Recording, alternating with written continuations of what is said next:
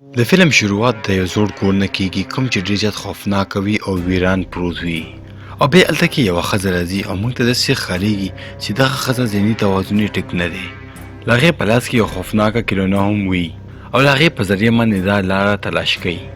او په کوم ځای باندې چې دغه کیلونه وغږېږي هغه په دغه لاره باندې لاړه شي او دغه کیلونه په یو دروازې باندې وغږېږي او دغه دروازه لاندې تخانې ته تللې وي او دغه کیلونه د یو ګردې په دیوال باندې بیا غږېږي او بیا دغه ښځه د هغه ګردې دیوال مات کړي او هغې کې دننه ګوري او دلته چې دا څه وګوري هغه موږ ته ونه ښیي. خو د فلم مخکې تلونه پیله که تاسو زما چینل نوي سبسکرایب کړئ نو زما چینل هم سبسکرایب کړئ او دغه فلم هم ضرور لایک کړئ. بل سین کې موږ یو سړی ګورو چې د هغې نوم آیزیک وي او تېر کال له هغې اکسیډنټ شوی وي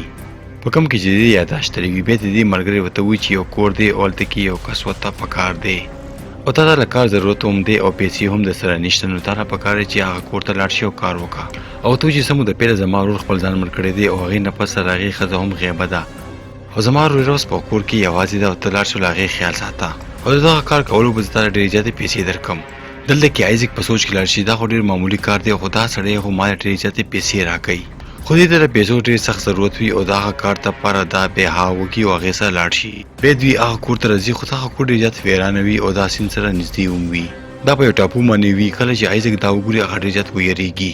آیزیک د خپل ملګري نه تپوس کوي چې تا به ما ته پیله ویلې وې چې دغه کور دومره زیات په ویرانه ځای کې دی او ته وایي چې ما ته خو لامبو هم نه راځي. بیا دا په کښتۍ کې کښېني او هغه سټ یې واړوي. دا ما هغه کور و کوم ځای کې چې موږ هغه لیونۍ ښځه کتلې وه او له هغې په لاس کې یو کیلونۍ او لاره پې ګوري. په دغه کور کې بیرک آیزیک ته یو غټ جیکټ ورکوي کوم څه چې یو غټ زنځیر هم وي او ورته وایي چې هر څه وشي ته زما د ویرې کمرې ته بلکل لاړ نه شي او د دغه جینۍ نوم اولګا وي او ورته وایي چې له هغې هم د مور په شان د ذهني توازن خراب دی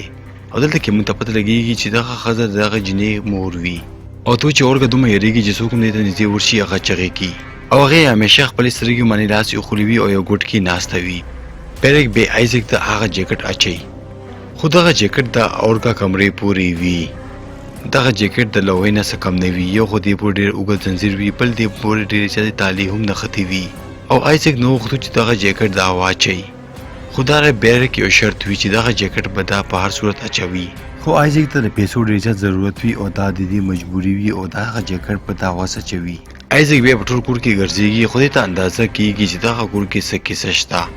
له کور بار یو سپی هم دوی تړلی وي او هغه دې ته بیا خوراک ورکوي او بیا کور ته راننوځي خو بیا د یوې کوټې نه د چا له چغو اوازونه راځي او دا فکر کوي چې دا به اولګا وي او آیزیک بیا د اولګا کمرې ته راځي خو له هغې زنځیر ډېر زیات لنډ وي او دا کمرې ته نشي راننوتی او کله چې شپه شي او دا خپلې کوټې ته خوب ته راځي نو هلته کې یو عکس لګېدلی وي او هغه راپرېوځي.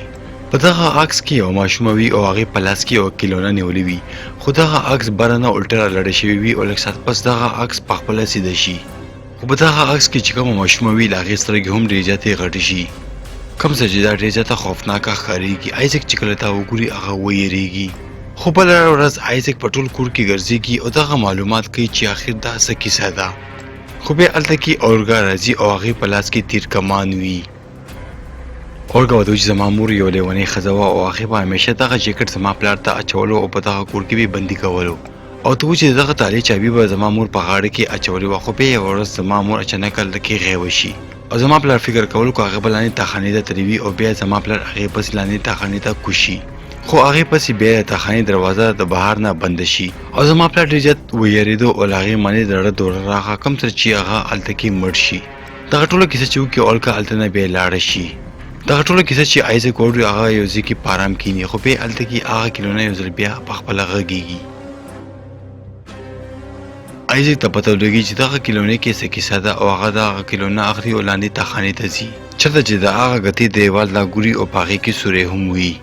کوم چې موږ په شروعات کې کتلی و چې اورګا مور هغه کټ کړی و. دا بیا په هغه دروازه کې دننه ګوري کوم ځای چې له اورګا مور پرته وي او هغه مړه وي او وچه شوي وي. آیزیک چې کله دا وګوري هغه ډېر زیات ویرېږي او دا فکر کوي چې اورګا پخپله مور مړه کړې ده. دا له هغې په جسم باندې له تیرونو نشان ګوري کوم چې اولګا سره وختي و او دا بیا راځي او بیرټ ته ټلیفون کوي او دا ټوله کیسه ورته وایي او ته چې ما له اورګا مور را پیدا کړه او هغه اولګا پخپله مړه کړې ده او ته پولیس هم ځان سره راوله. دا بیا له اورګا کمرې ته راځي او هغې پسې دروازه بندوي او خپله تاخانې ته راځي او هغه زنځیر هم پولاوي خو د کمرې نه یو اواز راځي او ورته وایي چې ما خپله مور نه مړه کړې زما مور زما پلار او زما تره مړه کړې ده او ته وایي چې دا ټوله کیسه تا بیرټ ته وکړه هغه به اوس تا هم مړ کړي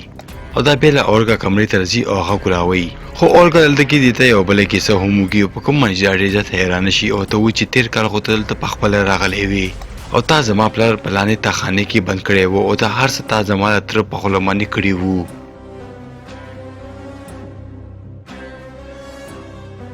ایزک بیا تاخانې ته راځي او هغه زنځیر کولاوي کوم چې دی په جیکټ باندې لګېدلی وي خو هغه داسې کولو کې ناکامه شي. دا بیا له اورګا په کمره کې چابي ګوري او هغه راغلي خو هلته کې اورګا راشي او اغوڅه شي او د دې یوه ګوته ماته کړي په کوم باندې چې ایزک ته ډېر زیات تکلیف میلاوي شي. دا بیا تاخانې ته راځي او د دغه ښځې له غاړې نه هغه چابیر وکاږي او خپله تاله کولاوي او څنګه چې دغه جیکټ ته وکاږي له ټول کور بجلي لاړه شي او دا له اورګا کمرې ته راځي او هغې نه هغه ترکمان اخلي او هغه جیکټ دې ته اچوي. خو ایزک دلته کې خپل زوړ جیکټ ګوري کوم باندې چې ډېر زیات پریشانه شي زما جیکټ دلته څنګه راغلی دی. اورګا کې راځي او خپل ترکمان راخلي او په دې باندې حمله کوي خو ایزک دې نه ځان بچ کوي او بلې کوټې ته ځي خو هغه دې پسې راشي او شاته نه بیا غوځار وکړي او ایزک زخمي کړي. ایزک بیا په خپلو زړو یادونو کې ځي په کومه وه چې دا دلته کې راغلی وي او هغه د دې پلار مړ کوي خو هغې نه پهله دا په کاغذ باندې لیکي چې بیرټ تا مړ کوي. دا تاخانې ته راځي او له هغه تاخانې دروازه دننه چا بنده کړې وي خو دا بیا هم دروازه کولاوي او لاندې راځي. دا هلته کې هغه سړی ګوري چې هغه ډېر زیات زخمي وي خو ایزک چې کله دا وګوري هغه ډېر زیات ویرېږي او هلته نه وتښتېږي. خو دغه دوران کې بیرټ هم هلته کې راشي او هغه ایزک نه تپوس کوي چې تا خپل کار وکړو که نه. ایزک ورته وایي چې ما خو خپل کار کولو خو هغه دروازه دننه چا بنده کړې ده. خو بیرټ د هغه کاغذ هم میلو شي کوم باندې چې دې لیکلی و چې دا ستا پلار مړ کوي. بیرټ پوه شي چې په دغه کور کې خو نور څوک نشته او دغه حرکت به ایزک کړی وي او هغه ډېر زیات غوسه کېږي. خو بیا ایزک بره په چت باندې ولاړ وي شاته نه بیا بیرټ راځي او دا ورته لاندې ټیکه ورکړي په کوم باندې چې هغې یاداشت تللی وي خو دې ته اوس ډېر زیات یادونه واپس راغلي وي. خو دا چې کله دغه کور نه تښتي هلته کې اولګا مور راپاڅېږي او هغه بلا شي. دا اولګا مور دا ډېر زیات یېروي په کوم باندې چې دا ډېر زیات یېرېږي او چیغې وهي او بیا دا هغه کمرې ته راځي کوم ځای کې چې دا ښځه پرته وي.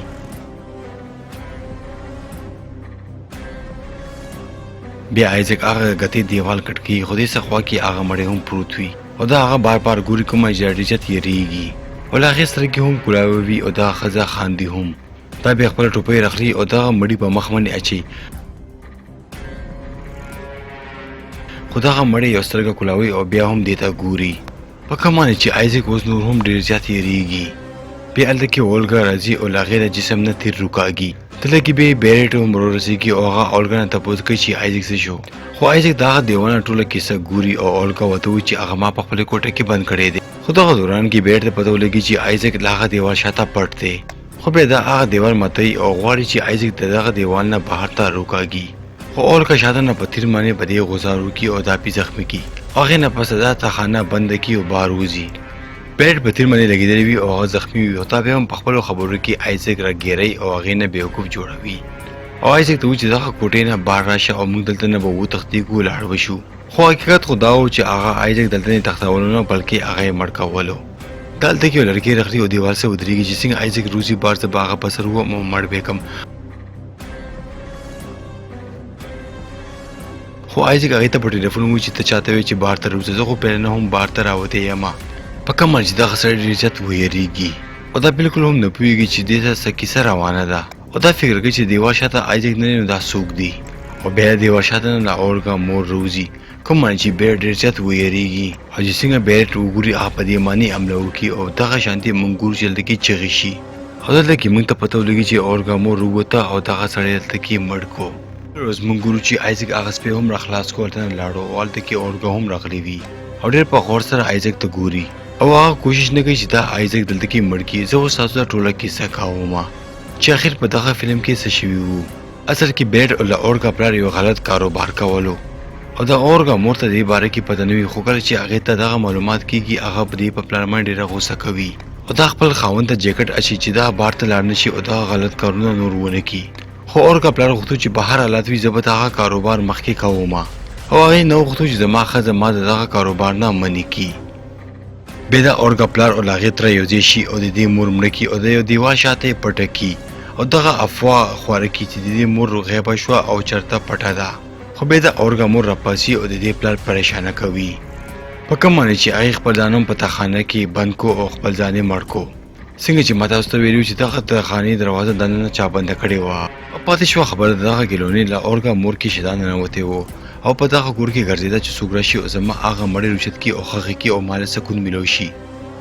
ځکه خو به دا هره پیره هغه لاندې تخانې ته زور کولو خو دا بل چا نه خپل خاوند مړ کړی وي او بیرټ دې خپل خاوند پیره لیونی کو او مړی کو او هغې نه پسه دې بیرټ هم مړ کو او دغه شانتې دې خپله بدله واغسته که تاسو د هغه فلم خوښ شوي وي نو ضروري لایک کوئ او ماته کامنټ کې هم ووایي او زما چینل هم سبسکرایب کوئ